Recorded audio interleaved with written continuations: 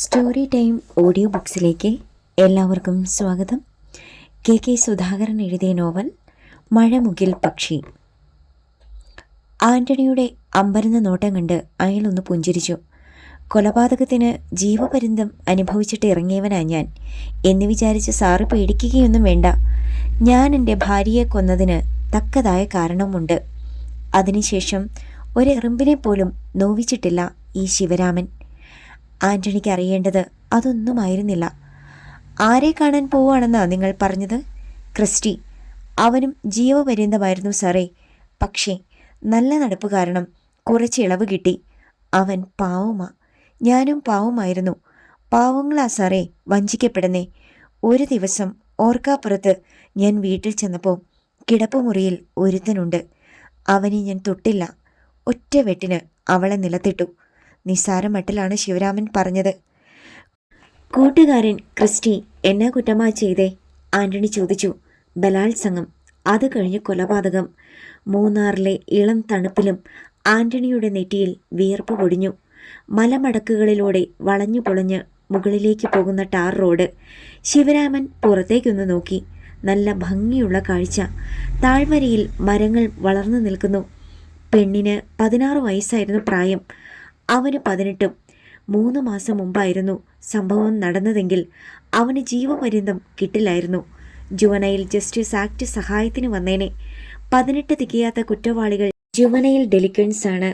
അവരെ വധശിക്ഷയിൽ നിന്നും ജീവപര്യന്തത്തിൽ നിന്നും നമ്മുടെ നീതി വ്യവസ്ഥ ഒഴിവാക്കിയിട്ടുണ്ട്. ശിവരാമൻ ഷർട്ടിൻ്റെ പോക്കറ്റിൽ നിന്ന് സിഗരറ്റ് പാക്കറ്റ് എടുത്തു. സാറ് വലിക്കുമോ? വേണ്ട. ബോബിയെക്കുറിച്ചാണ് ആന്റണി അപ്പോൾ ചിന്തിച്ചത്. ബലാത്സംഗം ചെയ്ത് ഒരു പെണ്ണിനെ കൊലപ്പെടുത്തിയ അനിയനെയാണ് അവൻ എൻ്റെ തലയിൽ കെട്ടിവെക്കാൻ നോക്കിയത്. അടിമാലിയിൽ കൊണ്ടുചെന്ന ക്ലീറ്റസ് ഉപ്പാപ്പൻ്റെ കൂടെ അവനെ നിർത്തിയിരുന്നെങ്കിൽ എന്താകുമായിരുന്നു സ്ഥിതി? ആ വീട്ടിൽ തൊട്ടാൽ തെറിക്കുന്ന 2 പെൺപിള്ളേരുണ്ട്. ഇയാളിപ്പോൾ വണ്ടിക്ക് കൈ കാണിച്ചില്ലായിരുന്നെങ്കിൽ. ആന്റണി മുഖം തിരിച്ച് അയാളെ ഒന്ന് നോക്കി. അയാൾ ആസ്വദിച്ച് സിഗരറ്റ് വലിച്ച് മൂക്കിലൂടെ സമൃദ്ധമായി പുകവിടുകയാണ്. സാറിൻ്റെ വീടെവിടെയാ? പെട്ടെന്ന് അയാൾ ചോദിച്ചു. മൂന്നാറില്ല. സത്യം പറയാതിരിക്കുന്നതാണ് നല്ലത്. എന്തുവാ ജോലി? ബിസിനസ്സാ, തേയിലയുടെ. ഇപ്പോൾ എങ്ങോട്ട് പോവുക? കോവിലൂർ. അവിടെ ഒരാളെ കാണാൻ. ശിവരാമൻ ഒന്നും മിണ്ടാതെ അല്പനേരം ഇരുന്നു. കാടും മലകളും അയാൾ കൺനിറയെ കാണുകയായിരുന്നു. എൻ്റെ വീടോ ചെറിയ സാറേ, ഇതുപോലത്തെ സ്ഥലമൊന്നുമല്ല. നിരന്ന ഭൂമിയാ, വെളുത്ത പൂഴിമണ്ണും. ആന്റണി ഒന്നും മിണ്ടിയില്ല. അയാൾക്ക് ക്രിസ്റ്റിയെക്കുറിച്ച് അറിയാനായിരുന്നു താല്പര്യം. നിങ്ങൾക്ക് പരോളൊക്കെ കിട്ടത്തില്ലേ? കിട്ടും സാറേ. ലോക്കൽ പോലീസ് സ്റ്റേഷൻ വഴി അപേക്ഷ കൊടുക്കണം. നമ്മളെ വെളിയിൽ ഇറക്കണമെന്ന് ആഗ്രഹമുള്ളവർ നാട്ടിലുണ്ടെങ്കിലല്ലേ അതൊക്കെ നടക്കൂ. എനിക്ക് വേണ്ടി ഇതുവരെ ആരും അപേക്ഷ കൊടുത്തിട്ടില്ല. ക്രിസ്റ്റിയെയും ആരും പരോളിൽ ഇറക്കിയിട്ടില്ല. അതുകൊണ്ടാ എനിക്ക് അവനോട് ഇത്ര സ്നേഹം. അവന് വട്ടവടയിൽ ഒരു ചേട്ടനുണ്ട്. ഇതുവരെ അവനെ ഒന്ന് കാണാൻ പോലും ജയിലിൽ വന്നിട്ടില്ല. മനുഷ്യ പറ്റില്ലാത്തവനാ. അവനെ അയാൾ വീട്ടിൽ നിന്ന് അടിച്ചിറക്കി കാണുമോന്നാ എൻ്റെ സംശയം. വീട്ടിൽ നിന്ന് ഇറക്കി വിടാനുള്ള ശ്രമം ബോബി ആരംഭിച്ചു കഴിഞ്ഞല്ലോ. കാർ ഒടുവിൽ വട്ടവടയിലെത്തി. ബോബിയുടെ വീടിൻ്റെ മുന്നിൽ വന്നപ്പോൾ ആന്റണി ബ്രേക്കിൽ ഒന്ന് ചവിട്ടിയെങ്കിലും വണ്ടി നിർത്തിയില്ല. മാർക്കറ്റിൽ ഇറക്കാം. ശിവരാമനെ ഇവിടെ കൊണ്ടുവന്ന് വിട്ടത് ഞാനാണെന്ന് ബോബി അറിയണ്ട. കോവിലൂർ മാർക്കറ്റിൽ ചെന്ന് വണ്ടി നിന്നു. ചേട്ടൻ ഇവിടെ ഇറങ്ങിക്കോ. അവൻ്റെ ചേട്ടൻ്റെ പേര് പറഞ്ഞാൽ വീട് കണ്ടുപിടിക്കാൻ പ്രയാസം വരത്തില്ല. വളരെ നന്ദിയുണ്ട് സാറേ. ഇത്ര നേരം സംസാരിച്ചിട്ടും ഞാൻ സാറിൻ്റെ പേര് ചോദിച്ചില്ല. ശശികുമാർ. അപ്പോൾ നാവിൽ തോന്നിയ പേര് ആന്റണി പറഞ്ഞു. ശിവരാമൻ കാറിൽ നിന്നിറങ്ങി. ആന്റണി കാർ മുന്നോട്ടെടുത്തു. വണ്ടി മുകളിലേക്ക് കയറി. ഊരുകൂട്ടം നടക്കാറുള്ള ചന്ത കഴിഞ്ഞുള്ള വളവിൽ സൈഡ് ഒതുക്കി നിർത്തി. പിന്നെ വീട്ടിലേക്ക് പോയി. ഉണങ്ങാൻ വിരിച്ചിട്ട തുണികൾ എടുക്കാനായി പുറത്തേക്ക് ഇറങ്ങിയതായിരുന്നു സലോമി. രോഷത്തോടെ കാറിൽ നിന്നിറങ്ങി വരുന്ന ആന്റണിയെ കണ്ട് അവൾ അമ്പരന്നു. ആ ബോബിയുടെ വന്നായിരുന്നോടി? ആന്റണിയുടെ ചോദ്യം കേട്ട് അവൾ ഞെട്ടി. മാതാവേ, എന്തെങ്കിലും സംശയം? ഇല്ല. ഉള്ളിൽ വിറച്ചുകൊണ്ട് അവൾ പറഞ്ഞു. വന്നാൽ ഈ പടി ഏറ്റരുത്. വഞ്ചകനവൻ, ചതിയൻ. വിശ്വസിക്കാൻ കൊള്ളുകയില്ല. അവൻ എന്നെ പോലീസ് സ്റ്റേഷനിൽ കയറ്റിയേനെ. തലനാരിഴയ്ക്ക രക്ഷപ്പെട്ടെ. അയാൾ ക്ഷോഭത്തോടെ സെറ്റിയിലേക്കിരുന്നു. വേറെന്തോ ആണ് സംഭവം. സലോമിയുടെ മനസ്സൊന്ന് തണുത്തു. എന്നതാ ആന്റണി പറയുന്നേ? ബോബി എന്നാ ചെയ്തു? അവൾ അയാളുടെ അടുത്തേക്ക് ഇരുന്നു. ആ ക്രിസ്റ്റി ആരാണെന്നറിയാമോ നിനക്ക്? ബോബിയുടെ അനിയനാണെന്നല്ലയോ പറഞ്ഞത്? അതൊക്കെ ശരിയാ, പക്ഷേ അവൻ ഇങ്ങോട്ട് വരുന്നതിന് മുമ്പ് എവിടെ ആയിരുന്നെന്നറിയോ നിനക്ക്? കണ്ണൂർ സെൻട്രൽ ജയിലിൽ. എന്തിന്? ജിജ്ഞാസയോടെ അവൾ ആന്റണിയുടെ മുഖത്തേക്ക് നോക്കി. ശിവരാമനെ യാദൃശ്ചികമായി കണ്ടുമുട്ടിയതും അയാൾ പറഞ്ഞ കാര്യങ്ങളും വള്ളി പുള്ളി തെറ്റാതെ അയാൾ അവളോട് പറഞ്ഞു. എല്ലാം കേട്ട് അവൾ വിശ്വസിക്കാനാവാതെ ഇരുന്നു. പക്ഷേ ആന്റണി അവനെ കണ്ടാൽ അങ്ങനെയൊന്നും. കള്ളനെയും കൊലപാതകയും കണ്ടാൽ സാധാരണ മനുഷ്യരെ പോലെ തോന്നൂ സലോമി. സിനിമയിലൊക്കെ മാത്രമേ അവർക്ക് ദുഷ്ടന്മാരുടെയും ക്രൂരന്മാരുടെയും മുഖമുള്ളൂ. സലോമിക്കൊന്നും മിണ്ടാൻ കഴിഞ്ഞില്ല. ഒന്നും അറിയാതെ അവനെ നമ്മൾ ക്ലീറ്റസ് ഉപ്പാപ്പാൻ്റെ അടുത്തേക്ക് പറഞ്ഞു വിട്ടിരുന്നെങ്കിലോ? ഉപ്പാപ്പൻ്റെ മോൾ റെജീനയ്ക്ക് 40 കണ്ടാൽ അത്രയ്ക്ക് തോന്നിക്കുമോ? റെജീനയുടെ മക്കൾ റീനയ്ക്കും സ്നേഹിക്കും 17 15 വയസ്സായതല്ലേ ഉള്ളൂ. അവനെ അവൻ കയറിപ്പിടിക്കുകയോ മറ്റോ ചെയ്താൽ? ശരി ആന്റണി, നമ്മൾ രക്ഷപ്പെട്ടു. സലോമി അയാളെ പിന്താങ്ങി. പക്ഷേ അപ്പോൾ തന്നെ അവളുടെ മനസ്സിലൊരു ആശ തലപൊക്കി. ക്രിസ്റ്റിയെ ഒന്നോടൊന്ന് കാണണം. എങ്ങനെയാണ് അതൊക്കെ സംഭവിച്ചതെന്ന് വിശദമായി ചോദിച്ചറിയണം. പരിചയമുള്ള പെണ്ണായിരുന്നോ? അവൾ എതിർത്തിട്ടും എന്തിനാണ്? ആ തെണ്ടിയെ ഞാനൊന്ന് കാണുന്നുണ്ട്. അടുത്ത കൂട്ടുകാരനായിട്ടും അവൻ എന്നെ പറ്റിക്കാൻ നോക്കിയില്ലേ? അനിയൻ ക്രിമിനലാണെന്ന കാര്യം മറച്ചു വെച്ചിട്ട് ബോബിയെ തെറി വിളിച്ചുകൊണ്ട് ആന്റണി എഴുന്നേറ്റ് അകത്തേക്ക് കയറിപ്പോയി. എന്നാലും ക്രിസ്റ്റി, നീ ഉള്ളങ്കാലിൽ നിന്ന് ഒരു തരിപ്പ് അറിയാതെ മുകളിലേക്ക് ഇരച്ചു കയറുന്നത് അപ്പോൾ സലോമിക്ക് അനുഭവപ്പെട്ടു. ടെലിഫോൺ ബെല്ലടിച്ചപ്പോൾ ചോറ് വാർക്കാനിട്ടുകൊണ്ട് കിച്ചണിൽ നിൽക്കുകയായിരുന്നു ജെനി. അവൾ വേഗം ചെന്ന് റിസീവർ എടുത്തു. ഹലോ ചേച്ചി, ഇത് ഞാനാ, ജാസ്മിൻ. പോണ്ടിച്ചേരി യൂണിവേഴ്സിറ്റിയിൽ സൈക്കോളജി MAക്ക് അവസാന വർഷ വിദ്യാർത്ഥിനിയായിരുന്നു അവളുടെ അനുജത്തി ജാസ്മിൻ. മോളെ, ഞാൻ നിന്നെ 2-3 വട്ടം വിളിച്ചായിരുന്നു. പക്ഷേ ആദ്യം വിളിച്ചപ്പോൾ സെമിനാറിൽ പങ്കെടുക്കുമായിരുന്നു ഞാൻ.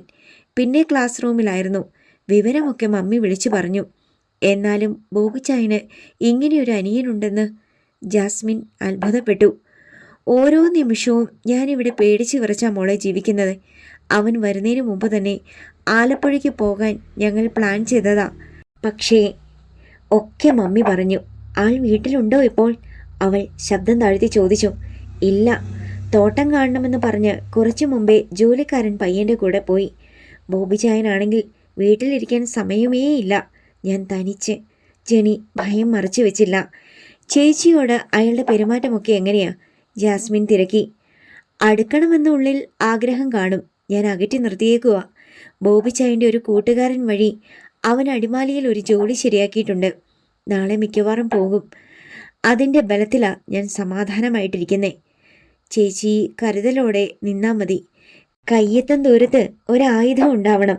കറുക്കത്തിയോ അങ്ങനെ എന്തെങ്കിലും. ഞാൻ കരുതി തന്നെ മോളെ കഴിയുന്നേ. അതിരിക്കട്ടെ, നിന്റെ ക്ലാസ്സൊക്കെ എങ്ങനെ നടക്കുന്നു? ജെനി ചോദിച്ചു. ലാസ്റ്റ് സെമസ്റ്റർ അല്ലേ, ഇനി ക്ലാസ് ഒന്നുമില്ല. ഒരു പ്രോജക്റ്റ് സെലക്ട് ചെയ്ത് അതിൻ്റെ വർക്ക് നടത്തണം. ഒരു മിനി റിസർച്ച്. അതിന് നാട്ടിലേക്ക് വേണമെങ്കിൽ വരാൻ പറ്റും, ജാസ്മിൻ പറഞ്ഞു. എന്തായാലും അവൻ ഇവിടെ ഉള്ളപ്പോൾ നീ വരണ്ട മോളെ. അപ്പോഴാണ് കോളിംഗ് ബെല്ല് മുഴങ്ങിയത്. ആരാണ്ട് വന്നെന്ന് തോന്നുന്നു മോളെ. ഞാൻ നോക്കിയിട്ട് വരാം. ശരി ചേച്ചി, പിന്നെ വിളിക്കാം. ജെനി റിസീവർ വെച്ചു. വന്നത് ക്രിസ്റ്റിയാണെങ്കിൽ? ജാഗ്രതയോടെയാണ് ജെനി വാതിൽ തുറന്നത്. ക്രിസ്റ്റിയല്ല വന്നത്.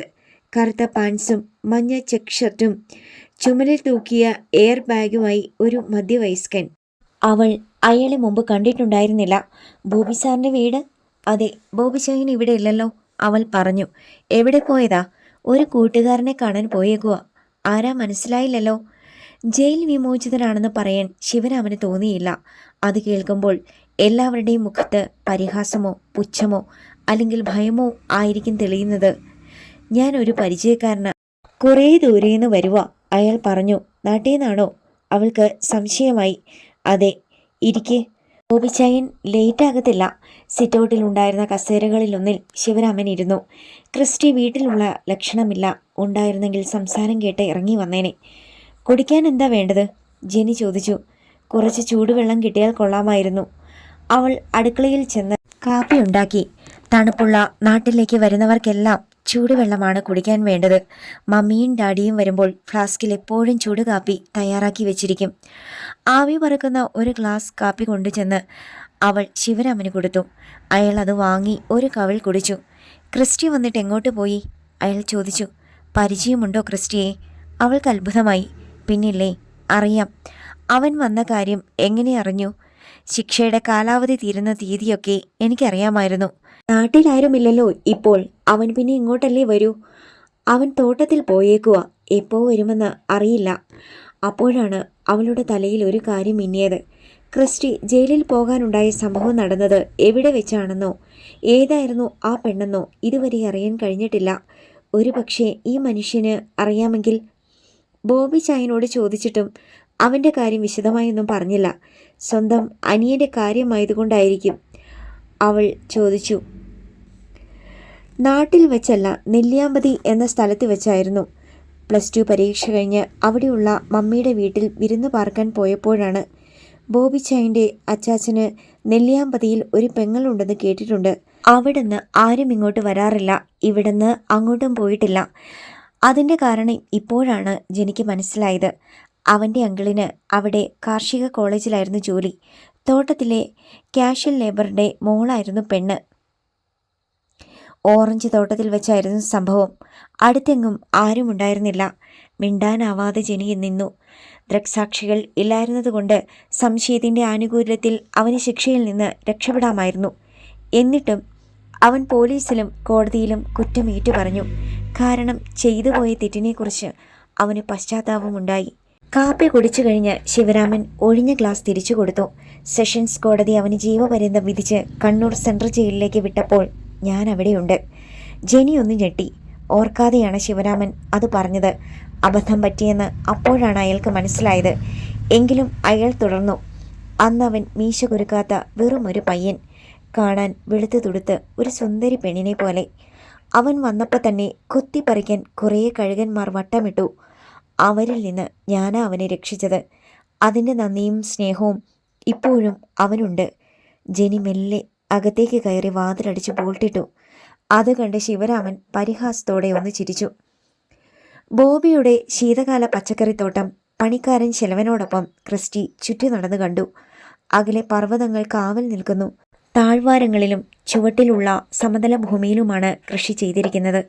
സ്ട്രോബെറി തോട്ടത്തിലേക്കാണ് സെൽവൻ അവനെ ആദ്യം കൊണ്ടുപോയത്. നിരപ്പാക്കിയ ഭൂമിയിൽ നീളത്തിൽ മണ്ണുയർത്തി വാരം പിടിച്ചിരിക്കുന്നു. അതിൻ്റെ മീതെ നീളത്തിൽ പോളിത്തീൻ ഷീറ്റ് പൊതിഞ്ഞിരിക്കുന്നു. കൃത്യമായ അകലത്തിൽ 6 ഇഞ്ച് ചതുരത്തിൽ ഷീറ്റ് മുറിച്ചു മാറ്റിയിട്ടുണ്ട്. ആ ദ്വാരത്തിലാണ് സ്ട്രോബെറി തൈകൾ നടുന്നത്.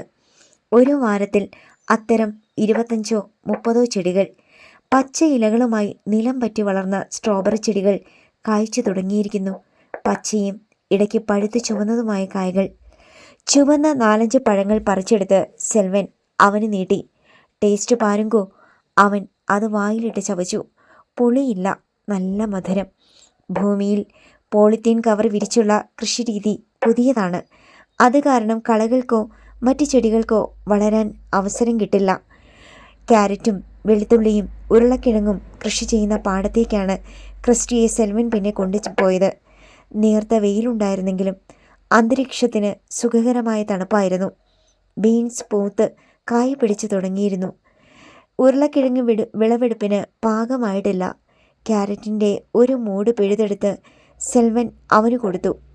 മൂപ്പത്താത്ത ഓറഞ്ച് നിറമുള്ള കിഴങ്ങുകൾ. ക്രിസ്റ്റിക്ക് അത്ഭുതത്തിന് അതിരില്ലായിരുന്നു. മാർക്കറ്റിൽ മാത്രം കണ്ടിട്ടുള്ള പച്ചക്കറികൾ ഇതാ കൃഷിത്തോട്ടത്തിൽ വളർന്നു നിൽക്കുന്നു. പക്ഷേ അവൻ്റെ ഉള്ളിൽ പെട്ടെന്ന് വിഷാദം നിറഞ്ഞു. നാളെയോ മറ്റന്നാളോ ഇവിടം വിട്ട് അടിമാലിക്ക് പോകേണ്ടി വരും. തേഞ്ഞ ടയറുകൾക്ക് കട്ട പിടിപ്പിച്ചു കൊടുത്ത് കഴിയാനായിരിക്കും വിധി. ബോബി ചായൻ്റെ തീരുമാനം തന്നെ നടക്കട്ടെ. സെൽവനെ വിട്ട് അവൻ മെല്ലെ വീട്ടിലേക്ക് നടന്നു. പട്ടുപാവാടയും ബ്ലൗസും ധരിച്ച് മുടി നിറയെ മുല്ലപ്പൂവും ചൂടി 4-5 തമിഴ് പെൺകുട്ടികൾ കലപില സംസാരിച്ച് അവനെ കടന്നുപോയി. വീട്ടിലേക്ക് കയറി ചെന്നപ്പോൾ ക്രിസ്റ്റിക്ക് വിശ്വസിക്കാൻ കഴിഞ്ഞില്ല. സിറ്റൗട്ടിലെ കസേരയിൽ ശിവരാമൻ ഇരിക്കുന്നു. കൊച്ചേട്ടാ, അവൻ ഓടിച്ചെന്ന് സന്തോഷത്തോടെ അയാളുടെ കൈ പിടിച്ചു. നിന്നെ കണ്ടിട്ട് പോകാമെന്ന് വിചാരിച്ച ഇതുവഴി വന്നേ. അല്ലെങ്കിൽ മൂന്നാറിൽ നിന്ന് നേരെ കാന്തളൂർക്ക് വെച്ച് പിടിപ്പിച്ചേനെ, ശിവരാമൻ പറഞ്ഞു. ക്രിസ്റ്റി തൊട്ടടുത്ത് കസേരയിലിരുന്നു. അങ്ങനൊന്നും പറയണ്ട നീ. എന്നെ വന്ന് കണ്ടിട്ടേ പോകൂ എന്ന് കൊച്ചേട്ടൻ എനിക്ക് വാക്ക് തന്നിട്ടുണ്ടായിരുന്നു. ജനാലയുടെ പിന്നിൽ നിന്നുകൊണ്ട് ജെനി എല്ലാം കേൾക്കുന്നുണ്ടായിരുന്നു. രണ്ടുപേരും തമ്മിലുള്ള സ്നേഹം കണ്ടപ്പോൾ അവൾക്ക് അത്ഭുതം തോന്നി. ജയിൽ പുള്ളികൾക്കിടയിലും ഇത്ര ആത്മബന്ധമോ? നിനക്കിവിടെ വിഷമമൊന്നുമില്ലല്ലോ? ശിവരാമൻ തിരക്കി. ഇല്ല കൊച്ചേട്ടാ. ബോബി ചായനും ജെനി ചേച്ചിയും വളരെ സ്നേഹത്തോടെയാണ് പെരുമാറുന്നത്. അത് കേട്ടപ്പോൾ ജെനിക്ക് ഇത്തിരി ജാള്യം അനുഭവപ്പെടാതിരുന്നില്ല. ഇപ്പോഴത്തെ സ്ഥിതിയൊക്കെ കുറച്ച് ദിവസം കഴിയുമ്പോൾ മാറും. നമ്മളൊരു അധികപ്പറ്റാണെന്ന് വീട്ടുകാർക്ക് തോന്നും. അങ്ങനെ വല്ലതും സംഭവിച്ചാൽ നീ നേരെ അങ്ങ് വരണം. കാന്തല്ലൂരിൽ ഞാനുണ്ട്. കൊച്ചേട്ടൻ്റെ സന്മനസ്സിന് നന്ദി. അങ്ങനെ ഒരു അവസരം വന്നാൽ തീർച്ചയായും ഞാൻ അവിടെ എത്തും, ക്രിസ്റ്റി പറഞ്ഞു. ശിവരാമൻ്റെ അളിയനും പെങ്ങളും കാന്തല്ലൂരിലാണ്. അളിയൻ കൃഷിക്കാരനാണ്. ശിക്ഷയുടെ കാലാവധി കഴിഞ്ഞാൽ നാട്ടിലേക്ക് പോകണ്ട, കാന്തല്ലൂർക്ക് ചെന്നാൽ മതി എന്നാണ് രണ്ടുപേരുടെയും നിർദ്ദേശം. ശിവരാമൻ പോകാനായി എഴുന്നേറ്റു. ഞാൻ ഇറങ്ങുന്നു. പറഞ്ഞതൊന്നും മറക്കരുത്. ശിവരാമൻ പടികൾ ഇറങ്ങിപ്പോയി. ക്രിസ്റ്റി അത് നോക്കി നിന്നു. ബോബി അന്ന് എവിടെയൊക്കെയോ പോയിട്ട് വൈകിയാണ് വന്നത്. ബോബി ചായൻ എവിടായിരുന്നു ഇതുവരെ? ജെനി ചോദിച്ചു. ഞാൻ ആ സേവ്യറെ ഒന്ന് കാണാൻ പോയതാ. കുറച്ച് കാശിൻ്റെ ആവശ്യമുണ്ടായിരുന്നു. ബ്ലേഡ് പലിശക്കാരനാണ് അവണാക്കുഴി സേവ്യർ. ഇടയ്ക്കൊക്കെ ബോബിയെ കാണാൻ നിന്ന മട്ടിൽ വരും. വഷളൻ. ജെനിക്ക് അയാളെ വെറുപ്പാണ്. ചോറ് വിളമ്പട്ടെ? അവൾ ചോദിച്ചു. വേണ്ട, ഞാൻ കഴിച്ചതാ. ക്രിസ്റ്റി കഴിച്ചോ? നല്ല ക്ഷീണം. ഞാനൊന്ന് കിടക്കട്ടെ. ശിവരാമൻ വന്ന കാര്യം പറയാൻ അവൾക്ക് അവസരം കിട്ടിയില്ല. അപ്പോഴേക്കും ബോബി കിടന്നു. സന്ധ്യ വരെ ഉറങ്ങിയിട്ട് ചൂടുവെള്ളത്തിൽ കുളിച്ച് വേഷം മാറി അയാൾ വീണ്ടും പുറത്തേക്ക് പോകാൻ തയ്യാറായി. എങ്ങോട്ടാ? ക്ലബിൽ. ഇപ്പോൾ തന്നെ നല്ല തണുപ്പുണ്ട്. അവൾ സ്വെറ്റർ എടുത്തു കൊടുത്തു. അത് ധരിച്ചിട്ടാണ് കാറെടുത്ത് അയാൾ സ്ട്രോബെറി ക്ലബിലേക്ക് പോയത്. മലഞ്ചെരിവിലുള്ള പഴയ ഇരുനില കെട്ടിടമാണ് സ്ട്രോബെറി ക്ലബ്ബ്. വട്ടവടയിലെ സമ്പന്നരുടെ വിനോദ കേന്ദ്രം. ചീട്ടുകളി, മദ്യപാനം, പരദൂഷണം. പാർക്കിംഗ് സ്ഥലത്തേക്ക് ബോബി കാർ കൊണ്ട് നിർത്തിയപ്പോൾ നന്നായി ഇരുട്ടിക്കഴിഞ്ഞിരുന്നു. 4-5 കാറുകൾ പാർക്ക് ചെയ്തിരിക്കുന്നത് ട്യൂബ് ലൈറ്റിൻ്റെ വെളിച്ചത്തിൽ അയാൾ കണ്ടു. അതിലൊരെണ്ണം ആൻ്റണിയുടേതായിരുന്നു. കാറിൻ്റെ ഡോർ തുറന്ന് ബോബി പുറത്തേക്കിറങ്ങി. ജെനി പറഞ്ഞത് ശരിയാണ്. ഇന്ന് നല്ല തണുപ്പുണ്ട്. ഒരു ലാർജ് വിസ്കിയിൽ സോഡയൊഴിച്ച് കുമിളകൾ പൊട്ടിത്തീരും മുമ്പ് കുടിച്ച് തീർക്കണം. തണുപ്പ് വരുതിയിൽ വരും. മുൻവശത്തെ ഹാളിലേക്ക് ബോബി കയറി ചെന്നപ്പോൾ ഉടുമ്പൻചോല അപ്പച്ചൻ, ഇടമലപ്പറമ്പിൽ സണ്ണി, പാലക്കുന്നിൽ ഭാസ്കരൻ എന്നിവരോടൊപ്പം ഇരുന്ന് റമ്മി കളിക്കുകയായിരുന്നു ആൻ്റണി. ബോബിയെ മറ്റുള്ളവരുടെ മുൻപിൽ വെച്ച് നാറ്റിക്കാൻ തയ്യാറായിട്ടാണ് ആൻ്റണി വന്നിരുന്നത്. അതിൻ്റെ ഊർജത്തിന് വേണ്ടി അയാൾ 2 ലാർജ് ബ്രാൻഡി അകത്താക്കിയിരുന്നു. ബോബിയെ കണ്ട് ചീട്ട് താഴെയിട്ട് ആൻ്റണി പെട്ടെന്ന് എഴുന്നേറ്റു. അയാളുടെ മുഖം കോപം കൊണ്ട് വലിഞ്ഞു മുറുകി. സത്യം പറയാൻ ചതിയന് ഒരു ചാൻസ് കൂടി കൊടുക്കാം. എടാ, നിന്റെ അനിയൻ ക്രിസ്റ്റിക്ക് ജോലി ശരിയായിട്ടുണ്ട്. ടയറിൻ്റെ പണിയൊക്കെ അവൻ അറിയാമോ? അവൻ എന്തു പണിയും ചെയ്യും. അക്കാര്യത്തിൽ ഒരു പേടിയും വേണ്ട, ബോബി പറഞ്ഞു. ഇവിടെ വരുന്നതിന് മുമ്പ് അവൻ എവിടെയായിരുന്നു? തൃശ്ശൂരിൽ ഞങ്ങളുടെ അമ്മാച്ചനൊരു ബേക്കറി ഉണ്ട്, അവിടെ ആയിരുന്നു. ആൻ്റണിക്ക് പിന്നെ സ്വയം നിയന്ത്രിക്കാൻ കഴിഞ്ഞില്ല. അയാൾ ഒറ്റ ചാട്ടത്തിന് ബോബിയുടെ ഷർട്ടിൻ്റെ കോളറിൽ കുത്തിപ്പിടിച്ചു. എടാ ചെറ്റേ, നിന്റെ കൂട്ടുകാരനായിട്ടും നീ എന്നെ ചതിക്കാൻ നോക്കുമായിരുന്നു അല്ലേടാ പന്ന കഴിവേറി? ബോബി ഞെട്ടിപ്പോയി. ഹാളിലുണ്ടായിരുന്നവർ പെട്ടെന്ന് എഴുന്നേറ്റു. അധ്യായം 5. എന്നതാ ആൻ്റണി നീ കാണിക്കുന്നേ? ഷർട്ടിൽ നിന്ന് വിട്. നിനക്കിതെന്നാ പറ്റി? ഷർട്ടിൽ നിന്ന് ആൻ്റണിയുടെ പിടി വിടുവിക്കാൻ ബോബി കുതറി. പക്ഷേ ആൻ്റണി വിട്ടില്ല. എനിക്കൊന്നും പറ്റിയില്ലടാ. പറ്റുന്നതിനു മുമ്പ് കർത്താവ് തമ്പുരാൻ എന്നെ കാത്തു. അല്ലെങ്കിൽ എൻ്റെ പേരും ചീത്തയായനെ. ആൻ്റണി കോപം കൊണ്ട് നിന്ന് വിറച്ചു. ആർക്കും കാര്യം മനസ്സിലായില്ല. ചീട്ട് മേശപ്പുറത്തിട്ടിട്ട് ഇടമലപ്പറമ്പിൽ സണ്ണിയും ഉടുമ്പൻചോല അപ്പച്ചനും എഴുന്നേറ്റു. നിങ്ങൾ രണ്ടുപേരും ഒറ്റക്കരളും ഇരട്ട ശരീരവുമല്ലായിരുന്നോ? എന്നിട്ടിപ്പം തല്ലുണ്ടാക്കുവാണോ? ആൻ്റണി, നീ ബോബിയെ വിട്. എന്നിട്ട് കാര്യം പറ. ഉടുമ്പൻചോല അപ്പച്ചൻ മധ്യസ്ഥതയ്ക്ക് വന്നു. ബോബിയുടെ ഷർട്ടിൻ്റെ കോളറിൽ നിന്ന് ആൻ്റണിയുടെ കൈ അയഞ്ഞു. അപ്പച്ചൻ പറഞ്ഞത് നേരാ. അത്ര അടുത്ത കൂട്ടുകാരായിരുന്നു ഞങ്ങൾ. അങ്ങനെയുള്ള എന്നെ ഇവൻ ചതിക്കാൻ പാടുണ്ടോ? ഇവൻ എന്നെ വഞ്ചിക്കാൻ നോക്കി. എൻ്റെ ഭാഗ്യത്തിന് അത് നടന്നില്ല. അപ്പോഴും കാര്യം അറിയാതെ പകച്ചു നിൽക്കുകയായിരുന്നു ബോബി. നീ ചിലക്കാതെ കാര്യം പറ ആൻ്റണി. ബോബി നിന്നോട് എന്നാ വഞ്ചനയെ ചെയ്തേ? നീ ഇല്ലാത്ത നേരത്ത് ഇവൻ നിന്റെ വീട്ടിൽ കയറി ചെന്നോ? ഇടമലപ്പറമ്പിൽ സണ്ണിയാണ് ചോദിച്ചത്. അയാൾ 4 പെഗ് ബ്രാൻഡി ഇതിനോടകം അകത്താക്കിയിരുന്നു. സലോമിയെ പള്ളിയിൽ വെച്ച് കാണുമ്പോൾ അയാൾക്ക് ഒരു ഇളക്കം ഉണ്ടാകാറുണ്ട്. സണ്ണി, നീ സൂക്ഷിച്ച് സംസാരിക്കണം. ഞാനില്ലാത്ത നേരത്ത് ഒരു പട്ടിയും എൻ്റെ മുറ്റത്ത് കാല് കുത്തത്തില്ല. അഥവാ കാല് കുത്തിയാൽ അരിഞ്ഞിടും ഞാൻ അവൻ്റെ. അതുപോട്ടെ, ബോബി നിന്നോട് എന്താ ചെയ്തത്? അപ്പച്ചൻ ആൻ്റണിയെ അഭിമുഖീകരിച്ചു. അപ്പോഴേക്ക് സഹകരണ ബാങ്ക് പ്രസിഡന്റ് വർഗീസ് പണിക്കരും ചെറിയമല ടീ എസ്റ്റേറ്റ് ഉടമ ഈപ്പൻ തോമസും വന്നു. നിങ്ങൾക്ക് കേൾക്കണോ? ഇവനൊരു അനിയനുണ്ട്, ക്രിസ്റ്റി. അങ്ങനൊരു അനിയനുണ്ടെന്ന് മിനിഞ്ഞാന്ന് വരെ അവൻ എന്നോട് പറഞ്ഞിട്ടില്ല. ചെറുപ്പത്തിലെ നാട് വിട്ടുപോയ അനിയൻ തിരിച്ചു വന്നിട്ടുണ്ടെന്ന് ഇന്നലെ ഇവൻ വന്ന് എന്നോട് പറഞ്ഞു. എൻ്റെ പരിചയക്കാരോടെങ്കിലും പറഞ്ഞ് എന്തെങ്കിലും ജോലി ശരിയാക്കി കൊടുക്കണമെന്നും. എന്താണ് സംഭവിച്ചതെന്ന് എന്നിട്ടും ബോബിക്ക് പിടികിട്ടിയില്ല.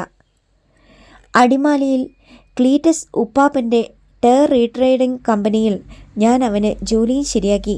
അപ്പോഴാണ് ഞാൻ അറിയുന്നേ ഇവൻ്റെ അനിയൻ നാട് വിട്ടു പോയതല്ലെന്നും ഒരു പെണ്ണിനെ ബലാത്സംഗം ചെയ്ത് കൊന്നതിന് ജീവപര്യന്തം കഴിഞ്ഞ് ജയിലിൽ നിന്ന് ഇറങ്ങി വന്നതാണെന്നും. എല്ലാവരും ഞെട്ടി. ബോബിയുടെ മുഖം വിളറി വെളുത്തു. ആൻ്റണി ഇതെങ്ങനെ അറിഞ്ഞു? നേരാണോ ബോബി? വിശ്വസിക്കാനാവാതെ സണ്ണി പറഞ്ഞു. അറിവില്ല പ്രായത്തിൽ അവൻ അങ്ങനെയൊരു തെറ്റ് പറ്റിപ്പോയി. ബോബിയുടെ തല കുനിഞ്ഞു. ജയിലിലായിരുന്നത് കൊണ്ട് അവന് പെണ്ണുങ്ങളെ കണി കാണാൻ പോലും കിട്ടിക്കാണത്തില്ല. അവൻ അടിമാലിയിൽ ചെന്ന് തക്കത്തിന് വല്ല പെണ്ണിനെയും കയറി പിടിച്ച അത് ക്ലീറ്റസ് അപ്പാപ്പന് മാനക്കേടല്ലയോ? ഉപ്പാപ്പൻ വന്ന് എന്നെ തല്ലിക്കൊല്ലും. ആൻ്റണി പറയുന്നത് നേരാ. പക്ഷേ സത്യം പറഞ്ഞാൽ ആരെങ്കിലും അവനെ അടുപ്പിക്കുമോ? ജോലി കൊടുക്കുമോ? അവനെ എല്ലാവരും വെറുക്കും. അതുകൊണ്ടാണ് ഞാൻ. ബോബി സ്വയം ന്യായീകരിക്കാൻ ശ്രമിച്ചു. പക്ഷേ എന്നോട് ഇവന് സത്യം തുറന്നു പറയാമായിരുന്നു. യഥാർത്ഥ കൂട്ടുകാരൻ അങ്ങനെയല്ലേ ചെയ്യൂ അപ്പച്ച? ആരും ഒന്നും മിണ്ടിയില്ല. ക്ലബിൽ കനത്ത നിശബ്ദത. ആരുടെയും മുഖത്തേക്ക് നോക്കാതെ കുനിഞ്ഞ തലയുമായി ബോബി ക്ലബിൽ നിന്നിറങ്ങി. നാളെ ഈ വാർത്ത വട്ടവടയിലും കോവലൂരിലും പരക്കും. ചെട്ടിശ്ശേരിയിൽ ബോബിയുടെ അനിയൻ ബലാത്സംഗം ചെയ്ത ഒരു പെണ്ണിനെ കൊന്നവനാണ്. അതിനുള്ള ജയിൽ ശിക്ഷ അനുഭവിച്ചവനാണ്.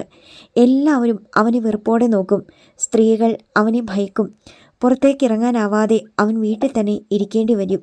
ക്രിസ്റ്റി ജയിലിലായിരുന്നു എന്ന കാര്യം എങ്ങനെയാണ് ആൻ്റണി അറിഞ്ഞത്? വീട്ടിലേക്ക് കാർ ഓടിക്കുമ്പോൾ അതായിരുന്നു അയാളുടെ ചിന്ത. ആരാണ് അവനോട് ഇക്കാര്യം പറഞ്ഞത്? ബോബിയുടെ കാറിൻ്റെ ഹെഡ്ലൈറ്റിൽ നിന്നുള്ള പ്രകാശം ജനാലച്ചില്ലിലൂടെ അകത്തേക്ക് കയറി ചെന്നപ്പോൾ ജെനി ചെന്ന് വാതിൽ തുറന്നു. പുറത്ത് അസാമാന്യമായ തണുപ്പ്. ക്ലബിലേക്ക് പോയ ഉടൻ തന്നെ ബോബി മടങ്ങി വന്നതിൽ എന്തോ പന്തികേടുണ്ടെന്ന് ജെനിക്ക് തോന്നി. കാറിൽ നിന്ന് ഇറങ്ങി വന്ന അയാളുടെ മുഖം കണ്ടപ്പോൾ തൻ്റെ തോന്നൽ ശരിയാണെന്ന് അവൾക്ക് ഉറപ്പായി. പരീക്ഷീണനായി ബോബി സെറ്റിയിലേക്കിരുന്നു. തണുപ്പിനെ തടഞ്ഞുകൊണ്ട് അവൾ പെട്ടെന്ന് വാതിലടച്ചു. എന്തു പറ്റി ബോബി ചായ? എന്താ പെട്ടെന്ന് ഇങ്ങ് പോന്നത്? സെറ്റിയിൽ അടുത്തിരുന്നു കൊണ്ട് അവൾ തിരക്കി. ആകെ നാണം കിട്ടു. ഇനി ജീവിച്ചിരുന്നിട്ട് കാര്യമില്ല ജെനി. അയാളുടെ സ്വരം ഇടറിപ്പോയി. അതിനു മാത്രം എന്താ സംഭവിച്ചേ? ക്ലബിൽ വെച്ച് വല്ല പ്രശ്നവും ഉണ്ടായോ? അവൾ അയാളുടെ കൈ എടുത്തു പിടിച്ചു. ഇനി എന്ത് സംഭവിക്കാൻ?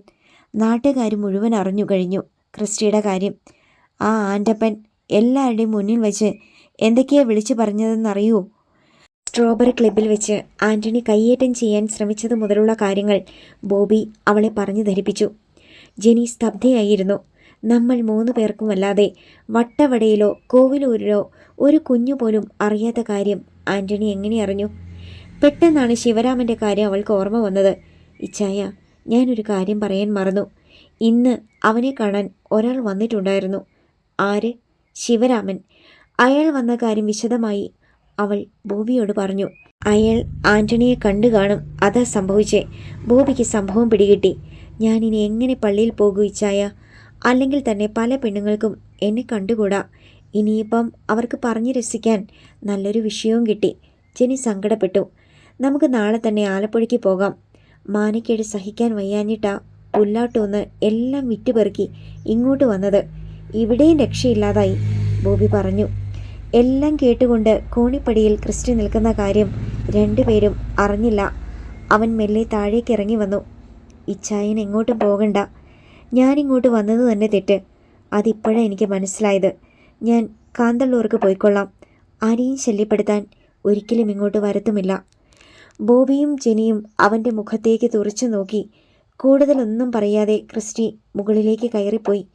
അവൻ പോയിക്കോട്ടെ, അതാ നല്ലത്, തടയണ്ട, അവൾ പറഞ്ഞു. ബോബി ഒന്നും മിണ്ടിയില്ല. ആൻ്റണി അന്ന് വീട്ടിലെത്തിയപ്പോൾ സലോമി ടി വിയുടെ മുന്നിലായിരുന്നു. അവൾ ചെന്ന് വാതിൽ തുറന്നു. വേച്ചാണ്ട് ആൻ്റണി അകത്തേക്ക് കയറി വന്നത്. ക്ലബിലുള്ളതെല്ലാം കുടിച്ചു വറ്റിച്ചിട്ടാണോ വന്നത്? അരിശത്തോടെ അവൾ ചോദിച്ചു. ഇന്നിച്ചിരി ഓവറായി പോയടി, അതിന് തക്ക കാരണവുമുണ്ട്. ആൻ്റണിയുടെ നാവ് കുഴയുന്നുണ്ടായിരുന്നു. ഏതിനാ പിന്നെ ആൻ്റണി കാരണമില്ലാതെ? കുടിക്കണമെന്നൊരു വിചാരം മാത്രമേയുള്ളൂ. ഒറ്റ രാത്രിയിലെങ്കിലും. സലോമിക്ക് കരച്ചിൽ വന്നു. അവൾ പറഞ്ഞത് കേൾക്കാതെ ആൻ്റണി കിടപ്പുമുറിയിലേക്ക് തപ്പി തടഞ്ഞു നടന്നു. വാതിലടച്ച് ബോൾട്ടിട്ട് അവൾ പിന്നാലെ ചെന്നു. കുടിക്കുന്നതിനോട് അവൾക്ക് എതിർപ്പില്ല. പക്ഷേ ബെഡ്റൂമിൽ ആൻ്റണി വിസ്കിയും ബ്രാൻഡിയും വോഡ്കയും ഒക്കെ സ്റ്റോക്ക് ചെയ്തിട്ടുണ്ട്. അയാൾ വരും മുമ്പ് അവൾ ഒരു ലാർജ് ബ്രാൻഡി കഴിച്ച് ശരീരത്തിൻ്റെ തണുപ്പ് മാറ്റി കാത്തിരിക്കുകയായിരുന്നു. ആൻ്റണി ചെന്ന് ബെഡിലേക്ക് വീണു. അത് കണ്ടപ്പോൾ അവൾക്ക് ദേഷ്യവും സങ്കടവും വന്നു. വല്ലതും കഴിക്കുന്നുണ്ടോ? അവൾ ചോദിച്ചു.